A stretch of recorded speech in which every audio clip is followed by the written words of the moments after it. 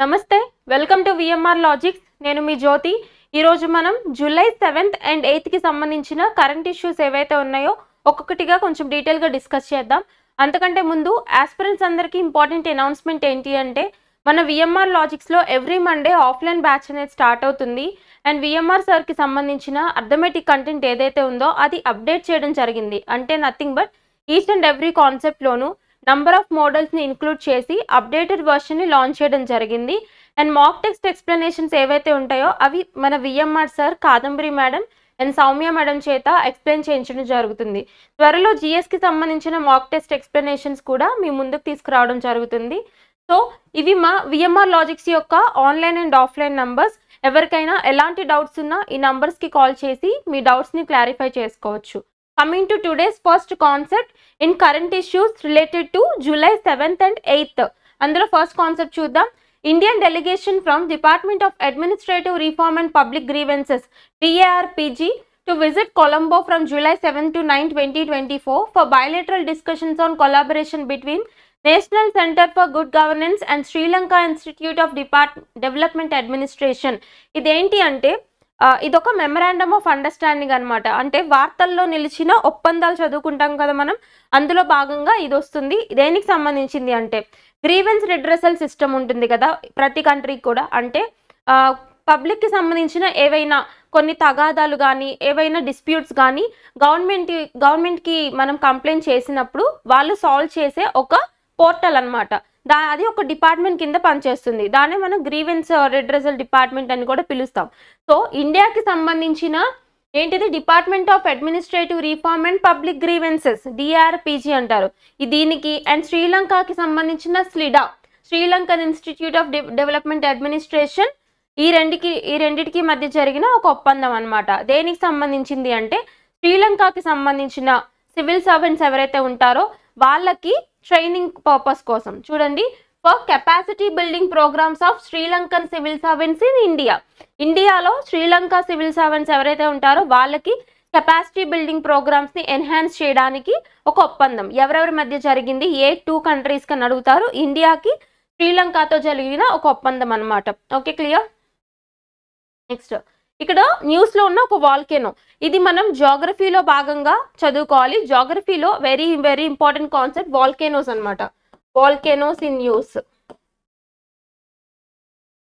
Okay అందులో ఈ రోజు వచ్చిన వాల్కెనో ఏంటి మనకి ఫ్రీక్వెంట్గా వాల్కానిక్ ఎరప్షన్స్ అనేవి జరుగుతూనే ఉంటాయి కదా అవి మనం ఎలా చదువుకోవాలి అంటే ఈ వాల్కెనోస్ ఏంటి అవి ఏ కంట్రీలో లేదంటే ఏ సిటీలో లొకేట్ అయి ఉన్నాయని కరెక్ట్గా గుర్తుపెట్టుకుంటే సరిపోతుంది ఇక్కడ మనకి న్యూస్లోకి వచ్చినాయి వెరీ వెరీ ఫేమస్ వాల్కెనో ఏంటది mount Etna and mount Stromboli ఎక్కడున్నాయని అడుగుతారు ఇటలీలో ఉన్నాయి ఓకేనా సో ఎక్కడున్నాయంటే mount Etna and mount Stromboli ఇటలీలో ఉన్నాయి గుర్తుపెట్టుకోండి సో ఇవి ఇప్పుడు ఎరప్ట్ అయ్యాయి ఓకే ఇప్పుడు విస్ఫోటనం చెందాయి అనమాట సో వీటి వల్ల ఒక ఎయిర్పోర్ట్ అనేది క్లోజ్ చేశారు అంత ఎక్కువ ఎరప్షన్స్ రావడం వల్ల ఎయిర్పోర్ట్ క్లోజ్ చేశారు ఎయిర్పోర్ట్ పేరేంటి అంటే కెటానియా ఎయిర్పోర్ట్ అనేది క్లోజ్ చేయడం జరిగింది ఏ వాల్కానిక్ ఎరప్షన్స్ వల్ల అంటే mount Etna and mount Stromboli so ఇక్కడ మనం రీసెంట్గా న్యూస్లో ఉన్న వాల్కెనోస్ అన్నీ కూడా అప్డేట్ చేసుకోవాలి ఫర్ ఎగ్జాంపుల్ మనకి మౌంట్ ఎరిబస్ అని చెప్పేసి విన్నాం కదా అంటార్క్టికాలో ఉన్న ఒక వాల్కెనో దాని యొక్క స్పెషాలిటీ ఏంటి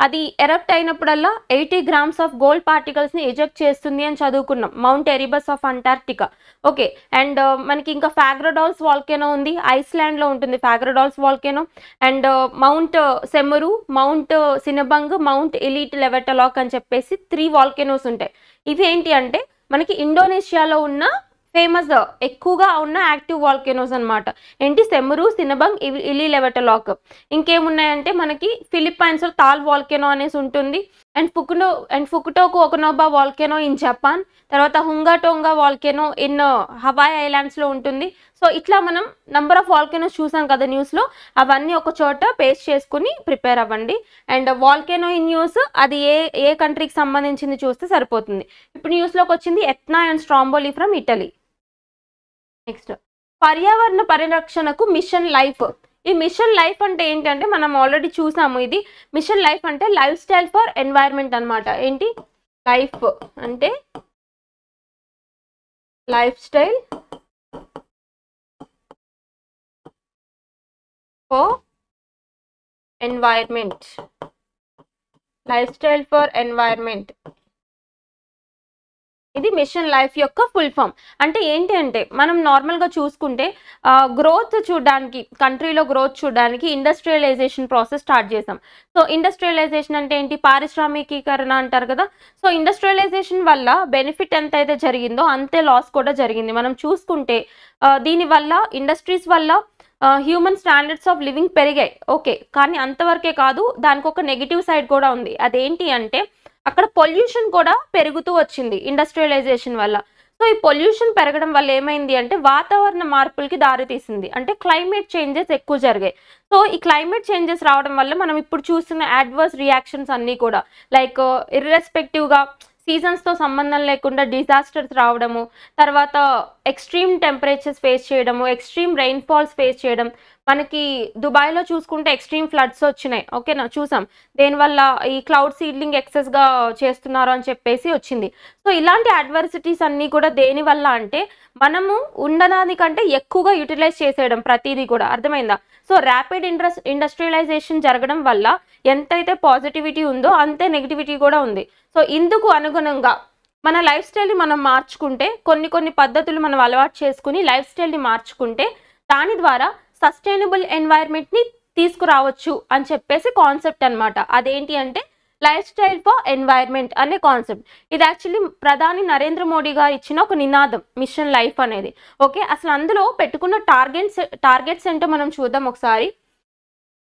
సో మిషన్ లైఫ్ దీని ద్వారా 2022-23 ఆర్థిక సంవత్సరంలో 307 బిలియన్ యూనిట్ల విద్యుత్తు, 24.68 మిలియన్ టన్నుల చమురును ఆదా చేయడంతో పాటు 306 మిలియన్ టన్నుల కర్బన ఉద్గారాలను తగ్గించగలిగాం, ఓకే.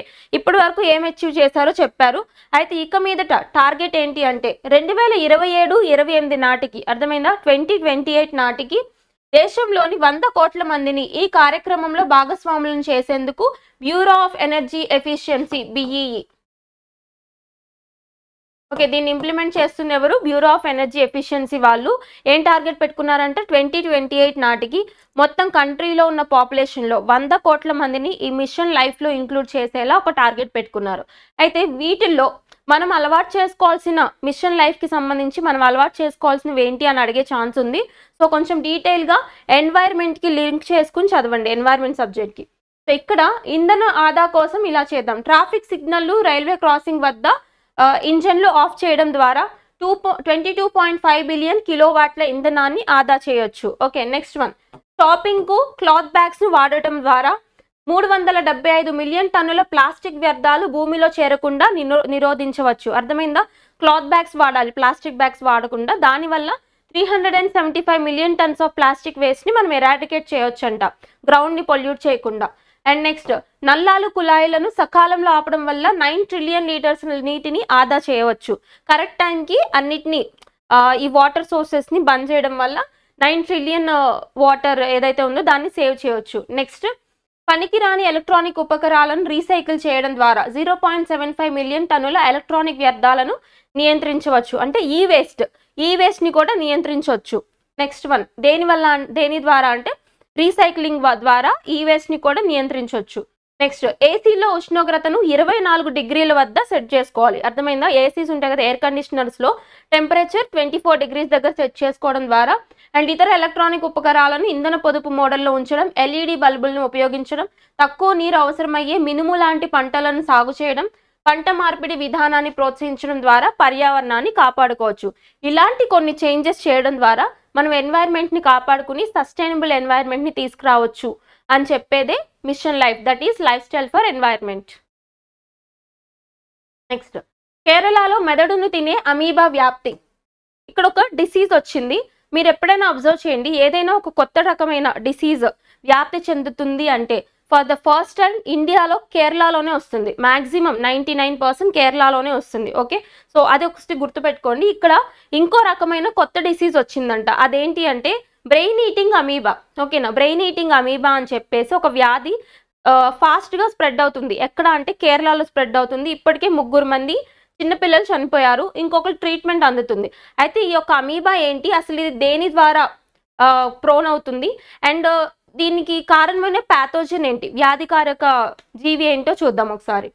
సో కేరళలో మెదడును తినే అమీబా ఇన్ఫెక్షన్ వ్యాప్తి చెందుతుండడం కలవరం సృష్టిస్తోంది. 2 నెలల్లోనే 4 పిల్లలు బ్రెయిన్ ఈటింగ్ అమీబా బారిన పడగా వీరిలో ఇప్పటికే 3 పిల్లలు మృతి చెందారు. 4వ పిల్లాడు హాస్పిటల్లో ట్రీట్మెంట్ పొందుతున్నాడని వెల్లడించారు. ఓకే, ఇక్కడ నుంచి చూడండి, మనకి సైన్స్లో జనరల్ సైన్స్లో ఇంపార్టెంట్. సో మెదడును తినే అమీబా ప్రధానంగా మురికి నీళ్ళ ద్వారానే మనుషులకు వ్యాప్తిస్తుంది. దీనివల్ల పిల్లలకు ఎక్కువ ప్రమాదం ఉందని హెచ్చరించింది. అయితే దేని ద్వారా వస్తుందంట, ఈ మురికి నీరు ఉంటుంది కదా, అంటే గార్బేజ్ వాటర్ ఏదైతే ఉంటుందో వాటి ద్వారా వస్తుందంట. So chlorination should be must in the stagnant water. And ఇక్కడ చూస్తే కాగా నెగ్లేరియా ఫోలేరి అనే అమీబా వల్ల ఈ ఇన్ఫెక్షన్ ఈ వ్యాధిని అమీబిక్ మెనింజో ఎన్సెఫలైటిస్ నెగ్లేరియాసిస్ గా పిలుస్తున్నారు. ఏమని పిలుస్తున్నారు? Amoebic meningoencephalitis. స్పెల్లింగ్ చూడండి, అమీబిక్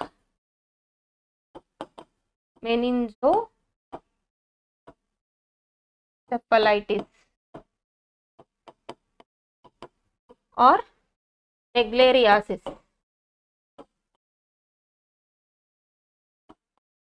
ఓకే, 2 పేర్లు ఉన్నాయి దీనికి. ఒకటి నెగ్లేరియాసిస్ లేదంటే అమీబిక్ మెనింజో ఎన్సెఫలైటిస్ అనేది ఈ వ్యాధి యొక్క నేమ్ అన్నమాట. గుర్తుపెట్టుకోండి, మురికి నీటి వల్ల ఎక్కువగా స్ప్రెడ్ అవుతుంది. సో దీని యొక్క ప్యాథోజన్ ఏంటి అంటే నెగ్లేరియా ఫోలేరి అనే ఒక అమీబా.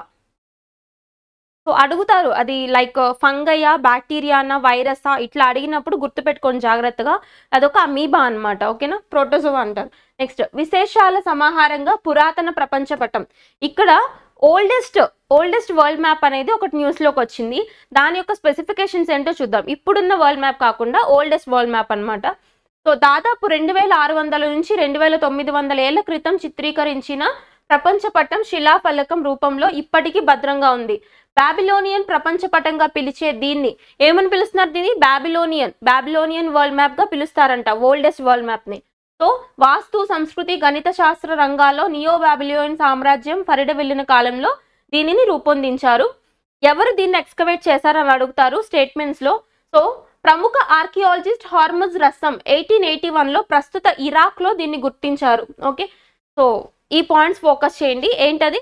యాక్చువల్లీ దీని పేరేంటి అంటే బాబిలోనియన్ వరల్డ్ మ్యాప్ అని పిలుస్తారు. ఎందుకంటే బాబిలోనియన్ సామ్రాజ్యం ఎక్కువగా ఉన్నప్పుడు దీన్ని రూపొందించారంట. అయితే దీన్ని ఎక్స్కవేట్ చేసింది ఎవరు అని అడుగుతారు. అంటే పురావస్తు శాఖ తవ్వకాలు ఉంటాయి కదా, వాటిని మనం ఎక్స్కవేషన్స్ అని పిలుస్తాం, ఆర్కియోలాజికల్ ఎక్స్కవేషన్స్ అని. సో ఎవరు ఎక్స్కవేట్ చేశారు, ఎప్పుడు చేశారు అంటే 1881లో హార్మజ్ రస్సమ్ అనే ఒక ఆర్కియాలజిస్ట్ దీన్ని ఎక్స్కవేట్ చేశారు, గుర్తుపెట్టుకోండి. నెక్స్ట్, ఇరాన్ అధ్యక్ష ఎన్నికల్లో పెజెష్కియాన్ విజయం. ఎవరు గెలిచారు ఇరాన్లో? ఇవి పర్సన్స్ ఇన్ న్యూస్ కిందకి ఇంపార్టెంట్. ఇరాన్లో కొత్తగా గెలిచిన అధ్యక్షుడు ఎవరు అంటే పెజెష్కియాన్. సో ఇరాన్ కొత్త అధ్యక్షుడిగా సంస్కరణవాది మసౌద్ పెజెష్కియాన్ గెలుపొందినట్లు ఆ దేశ అంతర్గత వ్యవహారాల శాఖ శనివారం వెల్లడించింది. పెజెష్కియాన్ 1.7 కోట్లకు పైగా ఓట్లు సాధించగా ప్రత్యర్థి అభ్యర్థి అతి సాంప్రదాయవాద నేత సయీద్ జలీలీకి 1.3 కోట్లకు పైగా ఓట్లు వచ్చాయి. అధ్యక్షుడు ఇబ్రహీం రైసీ ఈ ఏడాది మేలో హెలికాప్టర్ ప్రమాదంలో మరణించడంతో ఈ ఎన్నికలు అనివార్యమయ్యాయి. మనం చూసాం కదా, ఇరాన్ అధ్యక్షుడు ఇబ్రహీం రైసీ చనిపోయారని చెప్పేసి, ఎందులో హెలికాప్టర్ క్రాష్ లో చనిపోయారు కదా. సో సడన్ గా ఇక్కడ ఎలక్షన్స్ పెట్టాల్సిన అవసరం వచ్చిందంట. సో ఇప్పుడు ఇరాన్ కి సంబంధించిన కొత్త అధ్యక్షుడు ఎవరని అడిగితే పెజెష్కియాన్. నెక్స్ట్, వినేష్ కు గోల్డ్ మెడల్. అంటే ఇక్కడ వినేష్ పొగాట్ ఉన్నారు కదా, ఆవిడికి గోల్డ్ మెడల్ వచ్చింది. ఎందులోనో చూద్దాం. ఇండియన్ స్టార్ రెజ్లర్ అన్నమాట. రెజ్లింగ్ కుస్తీ పోటీలు ఉంటాయి కదా, దాన్ని రెజ్లింగ్ అంటారు. So Indian star wrestler Vinesh Phogat Spain grand ప్రీలో గోల్డ్ మెడల్ సొంతం చేసుకుంది. ఎందులో అంట? స్పెయిన్ కి సంబంధించిన గ్రాండ్ ప్రీ ఈవెంట్ లో రీసెంట్ గా గోల్డ్ మెడల్ సాధించిన భారతదేశ రెజ్లర్ ఎవరు అని అడుగుతారు. ఎవరు అంటే very important, Vinesh Phogat. Next, హెచ్ఐవికి ఇంజెక్షన్ వచ్చింది. అంటే ఇప్పుడు మనం అబ్జర్వ్ చేస్తే హెచ్ఐవి ఉంది కదా, హ్యూమన్ ఇమ్యూనో వైరస్ ఏదైతే ఉందో హెచ్ఐవి, దీని కారణంగా వచ్చే డిసీజ్ ఏంటి అంటే ఎయిడ్స్.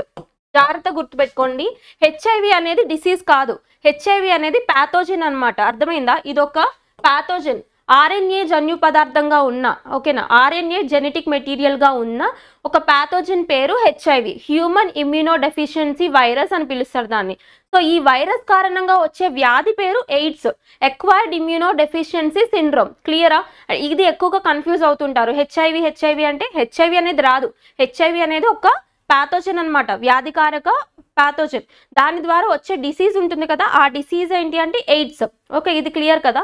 సో ఇక్కడ మనకి ఈ ఎయిడ్స్ ఏదైతే ఉందో, ఎయిడ్స్కి ఇప్పటి వరకు కూడా కంప్లీట్ ట్రీట్మెంట్ అనేది లేదు. ఉన్న ట్రీట్మెంట్స్ అన్నీ కూడా మన ఇమ్యూన్ సెల్స్ ఏవైతే ఉంటాయో CD4 సెల్స్ అంటారు.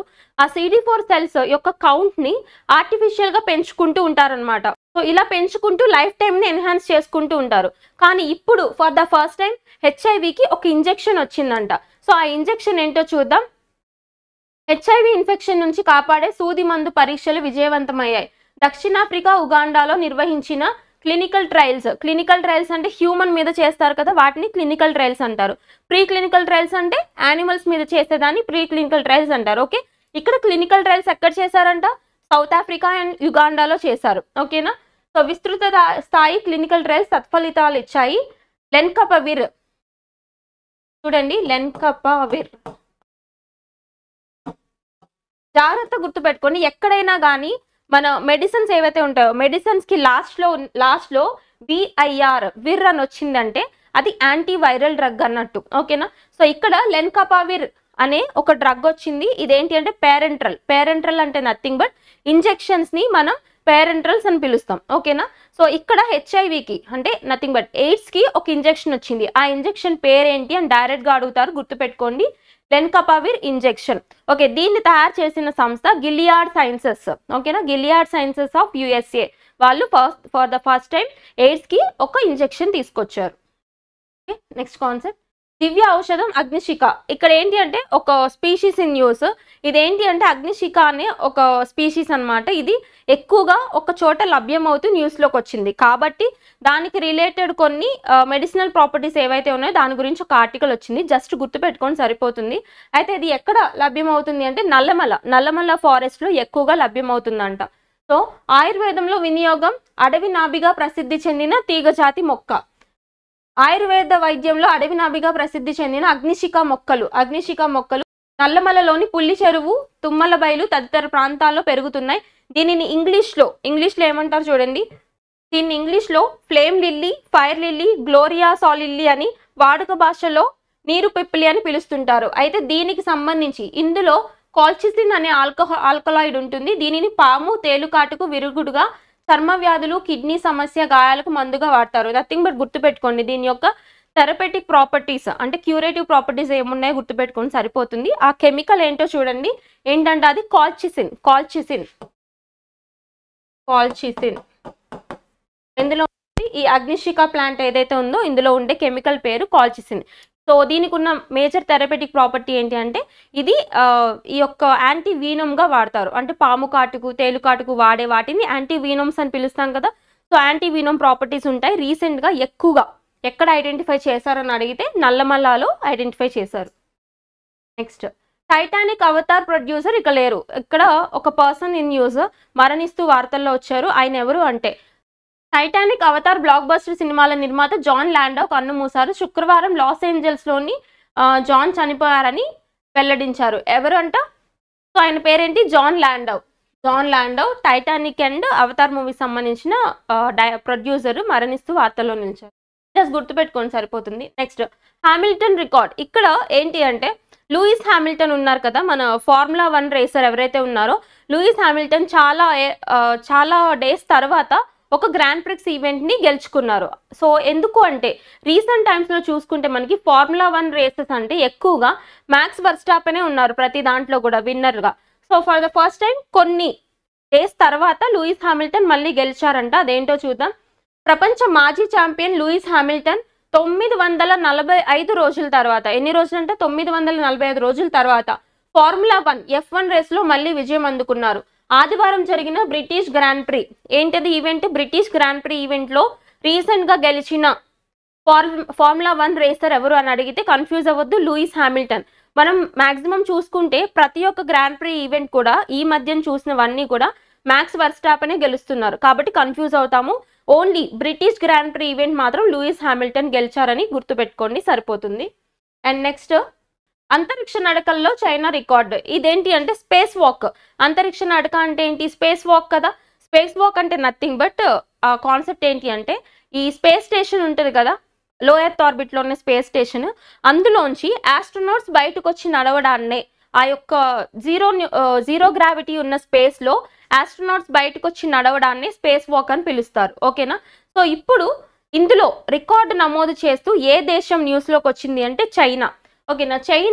చైనా యొక్క ఆస్ట్రోనాట్స్ ఎవరైతే ఉన్నారో వాళ్ళు స్పేస్ వాక్ చేసి ఎన్నోసారి 16సారి సక్సెస్ఫుల్గా స్పేస్ వాక్ చేసి న్యూస్లో నిలిచారు.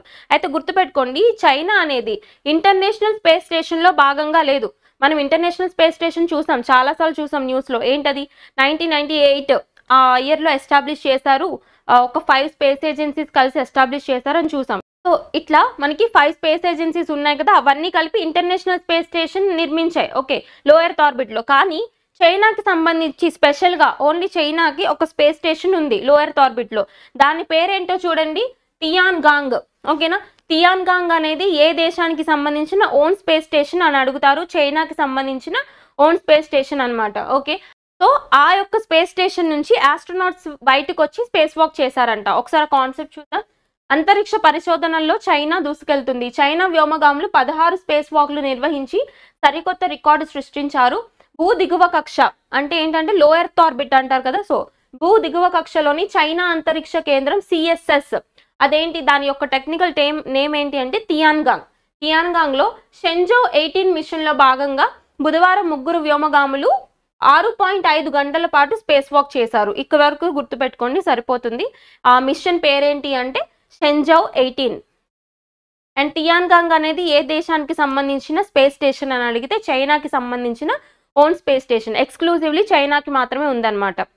నెక్స్ట్ వాయుసేనకు నిఘా ఉపగ్రహాల సరఫరా. ఇదేంటి అంటే శాటిలైట్స్ ఉంటాయి కదా, స్పై శాటిలైట్స్, అవి మన ఇండియన్ ఎయిర్ ఫోర్స్కి త్వరలో ఇవ్వబోతున్నామని చెప్పేసి ఒక స్టార్టప్ వెల్లడించింది. ఆ స్టార్టప్ పేరేంటి అంటే పిక్సెల్. ఓకే, డైరెక్ట్గా అడుగుతారు ఇలాంటివి. ఏంటంటే రీసెంట్గా ఒక సంస్థ, ఒక అంకుర పరిశ్రమ మన ఇండియన్ ఎయిర్ ఫోర్స్కి సంబంధించిన స్పై శాటిలైట్స్ని తయారు చేసి ఇచ్చే ఒప్పందం కుదుర్చుకుంది. అదేంటి అని అడిగితే పిక్సెల్ సంస్థ. ఒకసారి చూడండి. వచ్చే ఏడాది మధ్య నాటికి భారత వైమానిక దళానికి ఉపగ్రహాలను సరఫరా చేస్తామని అంతరిక్ష అంకుర పరిశ్రమ, స్పేస్ స్టార్టప్ అన్నమాట. ఓకే, అంకుర పరిశ్రమ పిక్సెల్ పేర్కొంది. దీనివల్ల దేశ సరిహద్దులు, ఆ వెలుపలి ప్రాంతాలపై నిఘా పెట్టే సామర్థ్యం మన దేశానికి మరింత పెరుగుతుందని వివరించింది. ఓకేనా. అయితే దీని యొక్క హెడ్ క్వార్టర్స్ చూడండి, బెంగళూరు కేంద్రంగా పనిచేస్తున్న పిక్సెల్ సంస్థను యువ ఔత్సాహిక పారిశ్రామికవేత్తలు అవాయిజ్ అహ్మద్, క్షితీజ్ ఖండేల్వాల్ ఏర్పాటు చేశారు. దాని ఫౌండర్స్ అన్నమాట, క్షితీజ్ అండ్ అహ్మద్. బెంగళూరులో దాని హెడ్ క్వార్టర్స్ ఉన్నాయి. Next the Indian register of shipping IRS and Indian institute of technology Bombay. ఇక్కడ ఒక మెమరాండమ్ ఆఫ్ అండర్స్టాండింగ్ అంటే వార్తల్లో నిలిచిన ఒక ఒప్పందం. ఎవరెవరికి మధ్యన ఒప్పందం అంటే ఐఐటి బాంబే. ఓకేనా, ఇది ఐఐటి న్యూస్ కింద కూడా వస్తుంది. సో ఐఐటి బాంబేకి అండ్ ఇండియన్ రిజిస్టర్ ఆఫ్ షిప్పింగ్కి, ఐఆర్ఎస్కి మధ్య జరిగిన ఒక ఒప్పందం. దేనికి సంబంధించింది అంట? ఇప్పుడు షిప్పింగ్ సేఫ్టీ, మ్యారిటైమ్ సేఫ్టీ ఉంటుంది కదా. సో ఈ నౌకలు వెళ్తున్నాయంటే అందరికి ఒక భయం ఉంటుంది, అక్కడ సేఫ్టీ ఎంతవరకు ఉంటుంది అని చెప్పేసి. సో ఇలాంటి మ్యారిటైమ్ సెక్యూరిటీ ఇష్యూస్ రాకుండా ఇంకా ఇందులో టెక్నాలజికల్ అడ్వాన్స్మెంట్స్ చేసే విధంగా ఎవరెవరి మధ్య ఒక ఒప్పందం కుదిరింది అని అడిగితే ఎవరెవరికి? ఇండియన్ రిజిస్టర్ ఆఫ్ షిప్పింగ్కి, ఐఐటి బాంబేకి మధ్య ఒక ఒప్పందం జరిగిందనమాట. Okay. So as part of the collaborative effort, the proposed work will focus on developing a trajectory prediction tool for disabled ships and floating objects. Okay, ఏదైనా ట్రాజెక్టరీస్ జరిగే ఛాన్స్ ఉంటే వాటిని ముందుగా predict చేసే ఒక టూల్స్ని ఇన్నోవేట్ చేసే విధంగా ఒప్పందం అనమాట. For fostering maritime safety and security. Next national commission for protection of child rights, NCPCR అనే ఒక సంస్థ. ఇదేంటి? ఒక స్టాట్యుటరీ బాడీ అంటే చట్టబద్ధ సంస్థ అని చెప్తాం కదా. కాబట్టి ఫస్ట్ ఆఫ్ ఆల్ అసలు న్యూస్లోకి ఎందుకు వచ్చింది అంటే ఎన్సిపిసిఆర్ అనేది ఒక స్టేట్మెంట్ ఇచ్చింది. దేనికి సంబంధించి అంటే జార్ఖండ్ స్టేట్ ఏదైతే ఉందో అది కంప్లీట్గా చైల్డ్ లేబర్ ఫ్రీ స్టేట్గా అవతరించిందంట. అంటే జార్ఖండ్లో చైల్డ్ లేబర్ లేదు అని అనౌన్స్ చేసింది ఎన్సిపిసిఆర్ సంస్థ. ఒకసారి చూద్దాం. NCPCR declared the mica mines of Jharkhand child labour free at an event in Kodarma, Jharkhand. NCPCR chairperson Priyanka Kanungo announced this as the first ever successful endeavor to cleanse the supply chain of child labor in mica mining. Maximum చూసుకుంటే ఎక్కడైతే industrial areas ఎక్కువ ఉంటాయో అలాంటి చోట్ల mines ఎక్కువ ఉండే చోట్ల child labour ఎక్కువ ఉండే ఛాన్స్ ఉంటుంది. For example Ahmedabad textile mills, ఇట్లా జార్ఖండ్ లాంటి ఎక్కువగా మైన్స్ మినరల్స్ దొరికే చోటు చోటా నాగ్పూర్ ప్లాట్యూ, తర్వాత తమిళనాడులోని శివకాశి ఏరియాలోని టపాసుల్ ఫ్యాక్టరీస్ అంటారు కదా, సో అలాంటి చోట్ల ఎక్కువగా చైల్డ్ లేబర్ ఉండే ఛాన్స్ ఉంటుంది. అయితే ఇక్కడ అనౌన్స్ చేసింది ఏంటి అంటే వీళ్ళు జార్ఖండ్లో ఉన్న మైకా మైన్స్ ఏవైతే ఉంటాయో అది కంప్లీట్గా చైల్డ్ లేబర్ ఫ్రీ ఏరియాగా అవతరించింది అని చెప్పారు. అయితే ఈ NCPCRకి సంబంధించిన హెడ్ ఎవరు అని అడుగుతారు, గుర్తుపెట్టుకోండి, Priyank Kanoongo. Very important, Priyank Kanoongo. Okay, అయితే ఇక్కడ చూడండి, ఈ NCPCR సంస్థ స్టాట్యుటరీ బాడీ అని చెప్పాం కదా, దాన్ని కొంచెం లింక్ చేసుకుని చూడాలి. స్టాట్యుటరీ బాడీ కాబట్టి అక్కడ ఏ చట్టం ద్వారా ఫామ్ అయిందో మనకు తెలియాలి కదా. ఏ చట్టం ద్వారా అంటే NCPCR act 2005, commission for protection of child labour act అన్నమాట. అది 2005లో వచ్చింది. ఈ యాక్ట్ ప్రకారం ఈ సంస్థ ఎప్పుడు ఫామ్ అయింది అంటే 2007లో ఫామ్ అయింది సంస్థ. ఓకేనా, సో గుర్తుపెట్టుకోండి, ఇది ఇనాగరేషన్ ఎస్టాబ్లిష్మెంట్ ఇయర్ అనమాట 2007 అనేది. అండ్ ఇక్కడ మనం చూస్తే ఈ చైల్డ్ లేబర్, ఇండియాలో చైల్డ్ లేబర్ అని ఎవరిని అంటారో చూడండి. In India working children up to 14 years of age or classified as child labour. అంటే 14 years లోపు, ఓకేనా, 14 years లోపు ఎవరైనా వర్క్ చేస్తూ ఉంటే పిల్లలు, వాళ్ళందరినీ చైల్డ్ లేబర్ అని పిలుస్తారు ఇండియాలో. ఇయర్ గుర్తుపెట్టుకోండి, 14 years లోపు ఉన్న వాళ్ళని చైల్డ్ లేబర్ అని పిలుస్తారు. And abolition of child labour గురించి మనకి ఇండియన్ కాన్స్టిట్యూషన్లో ఒక ఆర్టికల్లో చెప్పుకుంటాం. అదేంటి అంటే అది కూడా ఎక్స్క్లూజివ్లీ ఫండమెంటల్ రైట్స్లో article 24 of fundamental rights, that is part 3 లో ఫండమెంటల్ రైట్స్ ఉంటాయి కదా, అందులో ఎక్స్క్లూజివ్గా ఆర్టికల్ 24లో మనం అబాలిషన్ ఆఫ్ చైల్డ్ లేబర్ గురించి చెప్పుకుంటాం. సో ఇది కొంచెం పెద్ద ఆర్టికల్, ప్రతి ఒక్క కాన్సెప్ట్ని కూడా కవర్ చేసి ఫోకస్ చేసి చదవండి. Next one, largest solar energy producing country in the world. ఇక్కడ ఒక సూపర్లేటివ్ ఇష్యూ వచ్చిందనమాట. లార్జెస్ట్, హైయెస్ట్ అని వస్తాయి కదా. సో ఇక్కడ వచ్చింది ఇష్యూ ఏంటి అంటే సోలార్ ఎనర్జీ ఏదైతే ఉందో అంటే సౌర విద్యుత్ ఉంటుంది కదా. సో ఈ సోలార్ ఎనర్జీ కెపాసిటీలో ప్రపంచంలోనే అత్యధిక కెపాసిటీ ఉన్న కంట్రీగా ఏ కంట్రీ న్యూస్లో నిలిచింది అంటే మనకి చైనా. ఓకేనా, చైనాలో ఇప్పటి వరకు అన్ని కంట్రీస్ కంటే కూడా ఎక్కువ సోలార్ ఎనర్జీ కెపాసిటీ అచీవ్ చేసిందంట. అదేంటో చూద్దాం. China leads the world in solar energy production with an impressive capacity of 250 gigawatts. ఎంత కెపాసిటీ అని అడుగుతారు, గుర్తుపెట్టుకోండి, 250 gigawatts కెపాసిటీతో చైనా అనేది వరల్డ్ మొత్తం మీద సోలార్ ఎనర్జీ కెపాసిటీలో టాప్ మోస్ట్గా నిలిచింది. So the country's extensive solar power infrastructure spans key regions like Gansu, Qinghai, Inner Mongolia and Jiangsu. The Tengger desert solar park in Zhongwei Ningxia stands as China's largest solar power project. ఓకేనా, చైనాలో ఉన్న power projects names అనమాట ఇవన్నీ. అంత డీప్గా అవసరం లేదు, just China అనేది టాప్లో ఉందని గుర్తుపెట్టుకొని సరిపోతుంది. ఇక్కడ కెపాసిటీ చూసాం కదా 250 gigawatts. సో ఇండియాది కూడా చూడాలి కదా. ఇండియా యొక్క సోలార్ ఎనర్జీ కెపాసిటీ ఎంత అంటే 84 gigawatts at present 2024 June data ప్రకారం మన ఇండియా యొక్క సోలార్ ఎనర్జీ కెపాసిటీ, ఇండియా యొక్క ఈ సౌర విద్యుత్ కెపాసిటీ ఎంత అని అడిగితే గుర్తుపెట్టుకోండి 84 gigawatts మాత్రం ఉంది. ఓకేనా, next, Dhruv Sitwala claimed his third Asian billiards title. Okay, ఇక్కడ మనకి ఏషియన్ బిలియార్డ్స్ ఛాంపియన్షిప్ అనేది జరిగింది. సో ఈ ఏషియన్ బిలియార్డ్స్ ఛాంపియన్షిప్లో ఎవరెవరు టైటిల్స్ గెలుచుకున్నారో ఒకసారి చూద్దాం. మనకి స్పోర్ట్స్లో భాగంగా important title. Dhruv Sitwala secured his third Asian Billiards title, adding to his wins in 2015 and 16 with a triumph over Pankaj Advani. Pankaj Advaniని ఓడించి ధ్రువ్ సిత్వాలా ఏషియన్ బిలియర్డ్ టైటిల్ని గెలుచుకున్నారంట. ఓకేనా, అయితే ఇది ఈయనకి మూడో టైటిల్, గుర్తుపెట్టుకోండి. 2015లో 16లో 2 టైటిల్స్ ఉన్నాయి, ఇప్పుడు గెలిచింది థర్డ్ టైటిల్. ఓకే, మెన్స్ విభాగంలో ధ్రువ్ సిత్వాలా గెలిచారు. అండ్ విమెన్లో కూడా చూడండి అనుపమ రామచంద్రన్. ఓకేనా, విమెన్ ఏషియన్ బిలియర్డ్స్ ఛాంపియన్షిప్లో విమెన్ వింగ్లో గెలిచింది ఎవరు అంటే Anupama Ramachandran from Indian. So Anupama Ramachandran clinched her first international title in women's Asian snooker by defeating Panchaya Channoi of Thailand. ఓకేనా, ఇవిడ స్నూకర్ గేమ్లో గెలిచారు. ఓకే, అండ్ ఇక్కడ హోస్ట్ ఇంపార్టెంట్, ఎక్కడ జరిగింది ఏషియన్ బిలియార్డ్స్ ఛాంపియన్షిప్ అనేది ఎక్కడ జరిగింది అని అడుగుతారు. Riyadh of Saudi Arabia, very very important. Saudi అరేబియాలోని రియాద్ అనేది హోస్ట్ అన్నమాట. వీళ్ళిద్దరిని గుర్తుపెట్టుకోండి సరిపోతుంది. Next, India has unveiled the Zorawar light tank developed jointly by DRDO, Larsen and Toubro, aimed at bolstering military capacities in high altitude environments. ఇది ఒక invention గురించి చూస్తున్నాం మనం. ఇదేంటి అంటే డిఫెన్స్, రక్షణ రంగానికి సంబంధించిన ఒక ఇన్వెన్షన్ అన్నమాట. Very very important. జొరావర్ అనేది రీసెంట్ గా మనం చూసాము న్యూస్ లో.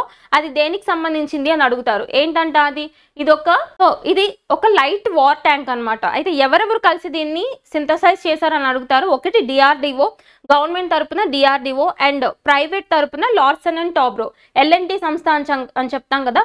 సో ఈ ఎల్ఎన్టీ అండ్ డిఆర్డిఓ కలిసి సంయుక్తంగా మిలిటరీ కోసం తయారు చేసిన ఒక war tank, lighter war tank పేరేంటి అని అడుగుతారు. జొరావర్, గుర్తుపెట్టుకోండి. Design with record of 2-year lifetime frame, the tank features advanced weaponry and protection systems including 105 mm rifled cannon and composite modular armor. అయితే దానికి ఆ పేరు ఎందుకు పెట్టారో చూద్దాం. Named after General Zorawar Singh, the tank is slated for extensive trials before potential deployment in Ladakh, Sikkim or Kashmir. దీన్ని ఎక్కడ deploy చేయడానికి తీసుకెళ్తున్నారు అంటే, ఎల్ఏసి ఉంది కదా, ఈస్టర్న్ లడాక్ పోర్షన్ ఏదైతే ఉందో, ఎల్ఏసి వాస్తవాధీన రేఖ అని చెప్తాం కదా.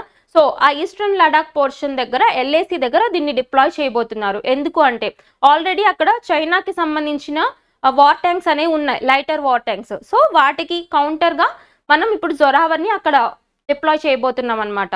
సో ఎవరి పేరు మీద పెట్టారు అది? కెప్టెన్ జనరల్ జొరావర్ సింగ్ పేరు మీద పెట్టారు. డిఆర్డిఓ అండ్ ఎల్ఎన్టీ కలిసి తయారు చేశారు. Next concept, Eliza D. Anda Madrazo of Mexico has assumed the presidency of FATF. ఇక్కడ మనం చూడాల్సింది ఏంటి అంటే, FATF అనే ఒక సంస్థ ఉంది, ఇంటర్నేషనల్ ఆర్గనైజేషన్. దీనికి సంబంధించి కొత్తగా ప్రెసిడెన్సీ ఎవరు తీసుకున్నారు అంటే, మెక్సికోకి సంబంధించిన ఎలిజా డి ఆండా మాడ్రాజో దీని ప్రెసిడెన్సీ తీసుకున్నారు. అయితే ఇక్కడ పర్సన్స్ ఇన్ న్యూస్ కిందకి ఇంపార్టెంట్. అండ్ ఇంకొక కాన్సెప్ట్, కొంచెం బేసిక్ కాన్సెప్ట్ మనం చూడాల్సింది ఏంటి అంటే, FATF అనే సంస్థ ఏదైతే ఉందో దీనికి సంబంధించిన కొంచెం డేటా చూద్దాం. FATF అంటే ఫినాన్షియల్ యాక్షన్ టాస్క్ ఫోర్స్ అని పిలుస్తారు దీని అబ్రివేషన్. అయితే దీని యొక్క వర్క్ ఏంటి అంటే, మొత్తం ఇంటర్నేషనల్గా, ఓకేనా, ప్రపంచవ్యాప్తంగా మనీ లాండరింగ్ని కానీ టెర్రర్ ఫైనాన్సింగ్ని కానీ ఏవైనా సంస్థలు లేదంటే ఏదైనా దేశాలు ప్రోత్సహిస్తున్నాయా అని చూడడం. It is the global watch dog on money laundering and terror financing అనమాట. ఓకేనా. అయితే ఇదేం చేస్తుంది, ఇట్లా ఏదైనా ఒక కంట్రీ మిస్బిహేవ్ చేస్తున్నట్టు అనిపిస్తే, మనీ లాండరింగ్ విషయంలో అయినా టెర్రర్ ఫైనాన్సింగ్ విషయంలో అయినా ఏదైనా ఒక కంట్రీ దీని రూల్స్ని వైలేట్ చేస్తున్నట్టు అనిపించింది అంటే, ఆ యొక్క కంట్రీని FATF గ్రే లిస్ట్లో కానీ బ్లాక్ లిస్ట్లో కానీ చేరుస్తుంది. ఇలా చేరిస్తే ఏదైనా ఒక కంట్రీ బ్లాక్ లిస్ట్లో చేరింది అంటే FATFకి సంబంధించి, ఆ కంట్రీకి ఏ ఇంటర్నేషనల్ సపోర్ట్ రాదు. అర్థమైనా? అంటే ఏ ఇంటర్నేషనల్ ఆర్గనైజేషన్స్ నుంచి కూడా ఎలాంటి ఫండింగ్ అనేది రాదు. ఫర్ ఎగ్జాంపుల్ IMF నుంచి కానీ వరల్డ్ బ్యాంక్ నుంచి కానీ ఇవేవి కూడా ఫండింగ్స్ ఇవ్వవు ఆ కంట్రీస్కి. ఓకే, ఇది FATFకి సంబంధించిన కాన్సెప్ట్ అనమాట. అయితే ఇంటర్నేషనల్ ఆర్గనైజేషన్ కాబట్టి అది ఎప్పుడు ఎస్టాబ్లిష్ అయింది అంటే 1989లో ఎస్టాబ్లిష్ అయింది. హెడ్ క్వార్టర్స్ వచ్చేసి ప్యారిస్ అనమాట. ఓకే, ఇది FATFకి సంబంధించిన కొంత ఇన్ఫర్మేషన్. ఇప్పుడు దీని యొక్క ప్రెసిడెన్సీ అనేది ఎప్పటి నుంచి, 2024 జూలై, ఓకే, ఇప్పటి నుంచి జూన్ 2026 వరకు ఏ కంట్రీ తీసుకుంటుంది అంటే మెక్సికో. మెక్సికోకి ఎస్పెషల్గా ఇప్పుడు చూడండి Elisa de Anda Madrazo. Next concept, ministry of culture initiates project PARI for the 46th world heritage committee meeting. మనం చూసాం కదా రీసెంట్గా ఇండియాలో, అది కూడా ఎస్పెషల్లీ న్యూఢిల్లీలో మనకి 46th world heritage committee meeting అనేది జరగబోతుంది అని చెప్పి మనం చూసాం. అయితే ఈ యొక్క మీటింగ్లో భాగంగా మినిస్ట్రీ ఆఫ్ కల్చర్ ఏదైతే ఉందో, మినిస్ట్రీ ఆఫ్ కల్చర్ ఒక ప్రాజెక్ట్ని ఇనిషియేట్ చేస్తుందంట. ఆ ప్రాజెక్ట్ పేరేంటి అంటే ప్రాజెక్ట్ పరి, అంటే పబ్లిక్ ఆర్ట్ ఆఫ్ ఇండియా. ఈ పరి యొక్క ఫుల్ ఫామ్ ఏంటి అంటే పబ్లిక్ ఆర్ట్ ఆఫ్ ఇండియా. ఇది ఏ ఒక్క మినిస్ట్రీ లాంచ్ చేస్తుందని అడుగుతారు, డైరెక్ట్గా మినిస్ట్రీ ఆఫ్ కల్చర్ అని గుర్తుపెట్టుకోండి. అయితే దేనికి సంబంధించింది అంటే, మన యొక్క కల్చర్ ఏదైతే ఉందో దాన్ని నోవెల్ టెక్నాలజీస్తో కలిపి ఇంప్లిమెంట్ చేసే ఒక ఎగ్జిబిషన్ లాంటిది అనమాట. సో ఒకసారి చూద్దాం. India, a vibrant center of artistic expression, has a rich history of public art reflecting its culture and spiritual diversity. Project Pari initiated by the Ministry of Culture and executed by, ever execute చేస్తారు అంటే లలిత కళా academy and national gallery of modern arts seeks to blend India's millennia old artistic heritage with modern themes and techniques. అర్థమైందా? అంటే మన country యొక్క world heritage ని ఇప్పుడు modern గా ఉన్న థీమ్స్, మోడర్న్ టెక్నిక్స్ తో కలిపి ఎగ్జిబిట్ చేసే ఒక సింపోజియం లాంటిది ఏంటి ప్రాజెక్ట్ పరి అనేది. దేనిలో భాగంగా అంటే ఇక్కడ వరల్డ్ హెరిటేజ్ కమిటీ మీటింగ్ జరగబోతుంది కదా, దాంట్లో భాగంగా. The Uttar Pradesh government has constituted a 3-member judicial commission to investigate the stampede that occurred during the satsang in Hathras on 3rd July 2024, resulting in 121 fatalities. మనం చూసుకుంటే ఇక్కడ ఉత్తరప్రదేశ్లో హత్రస్లో ఎంతో stampede జరిగింది కదా. స్టాంపేడ్ అంటే ఏంటి? తోపులాట. ఈ తోపులాటలో మొత్తం 121 మంది చనిపోయారు రీసెంట్గా. ఎప్పుడు జూలై 3rd చూసుకున్నాం. అయితే అసలు ఎందుకు చనిపోయారు అక్కడ అంటే, బోలే బాబా అనే ఒక ఆయన ఉన్నారు కదా, ఆయన చూడడానికి ఎక్కువ మంది వచ్చారు. నియర్లీ 10 lakhs పీపుల్ వరకు అటెండ్ అయ్యారు. అలా అటెండ్ అవ్వడం వల్ల, ఆయన కలవడానికి అందరూ గుంపులుగా ఒకేసారి వెళ్ళిపోవడం వల్ల అక్కడ స్టాంపేడ్ జరిగి 121 మెంబర్స్ రీసెంట్గా చనిపోయారనమాట. సో దీని మీద ఇన్వెస్టిగేట్ చేయడానికి ఉత్తరప్రదేశ్ గవర్నమెంట్ ఒక కమిటీని ఫ్రేమ్ చేసింది. ఆ కమిటీలో ఉన్న మెంబర్స్ ఎవరు అని అడుగుతారు. ఇది మనకి ఎగ్జామినేషన్ పాయింట్ ఆఫ్ వ్యూలో ఫోకస్ చేయాల్సిన ఇష్యూ. ఓకే, స్టాంపేడ్ ఏంటి, ఇదంతా బేసిక్ కాన్సెప్ట్. అయితే మీరు ఫోకస్ చేయాల్సింది ఈ కమిటీలో members. The members of the Judicial Commission, the commission consists of 3 members. ఎన్ని మెంబర్స్ అంటే 3 members ఉన్నారు. ఎవరంటే వాళ్ళు justice Brijesh Kumar Srivastava. So the chairman of the committee ఎవరు అంటే జస్టిస్ బ్రిజేష్ కుమార్ శ్రీవాస్తవ. ఆయన యొక్క డెసిగ్నేషన్ ఏంటి అంటే retired judge of Allahabad high court. Allahabad హైకోర్టుకి సంబంధించిన రిటైర్డ్ జడ్జ్ అనమాట. Next Hemant Rao, retired IAS officer, and Bhavesh Kumar Singh, retired IPS officer. వీళ్ళు ముగ్గురుతో 3-membered కమిటీ అనేది హత్రాస్ స్టాంపేడ్ మీద ఉత్తరప్రదేశ్ గవర్నమెంట్ ఫ్రేమ్ చేసింది. చైర్మన్ ఎవరో గుర్తుపెట్టుకోండి, very important, justice Brijesh Kumar Srivastava. Next one, Jagannath Rath Yatra is famous Hindu festival celebrated every year in the city of Puri, Odisha. So ఇది festivals in news కిందకి important మనకి. ఏంటి అంటే ఈ పూరి జగన్నాథ రథయాత్ర ఉంది కదా, ఇది ఏ స్టేట్లో జరుగుతుందో గుర్తుపెట్టుకోండి, ఒడిశాలో జరుగుతుంది కదా. ఎస్పెషల్గా చూడండి, the second day of the bright four knight of Sharada పక్షం, శారద పక్షంలో జరుగుతుంది అనమాట. మేజర్గా కల్చర్ ఉన్న ఎక్కువ సబ్జెక్ట్స్ ఏవైతే ఉంటాయో, లైక్ ఎస్ఎస్సి సిజిఎల్ ఎగ్జామినేషన్స్ కానీ, లేదు అంటే ఎన్టీపీసీ ఎగ్జామినేషన్స్, ఇలాంటి ఎగ్జామినేషన్స్లో ఫెస్టివల్స్కి సంబంధించి అండ్ కల్చర్ అండ్ హెరిటేజ్కి సంబంధించి ఎస్పెషల్గా క్వశ్చన్స్ వస్తాయన్నమాట. అలాంటి చోట్ల ఫెస్టివల్స్ ఇన్ న్యూస్ ఫోకస్ చేయాలి. Next one, Philippines and Japan strengthen security ties with new agreement.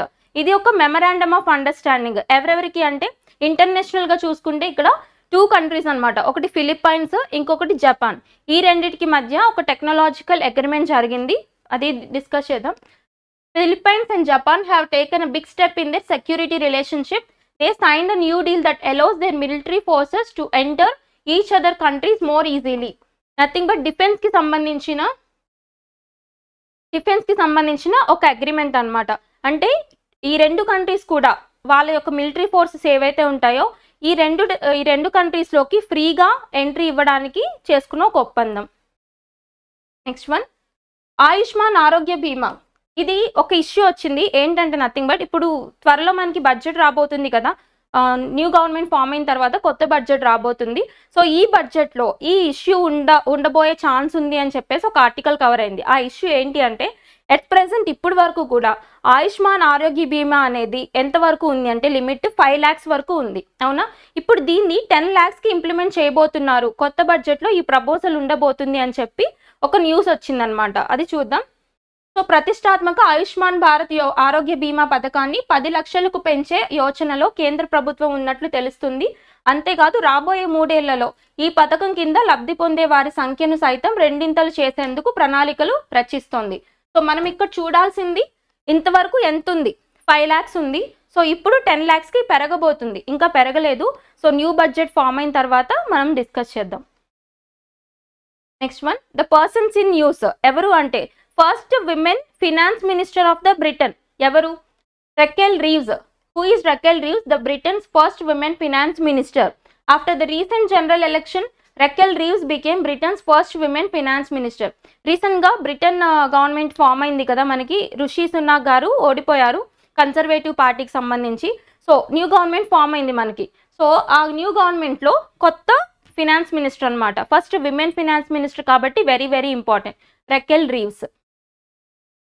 Next one, ఇక్కడ ఒక అవార్డ్ అనేది న్యూస్లోకి వచ్చింది. ఈ అవార్డ్ ఏంటి అంటే Tamil writer Sivasankari wins national literary award, nothing but C Narayana Reddy award, Cinare award అంటారు కదా. సో ఈ సి నారాయణ రెడ్డి అవార్డ్ని ఎవరికి ఇచ్చారు అంటే తమిళ్ రైటర్ శివశంకరి గారికి ఇచ్చారు అనమాట. ఒకసారి స్క్రిప్ట్ చూద్దాం.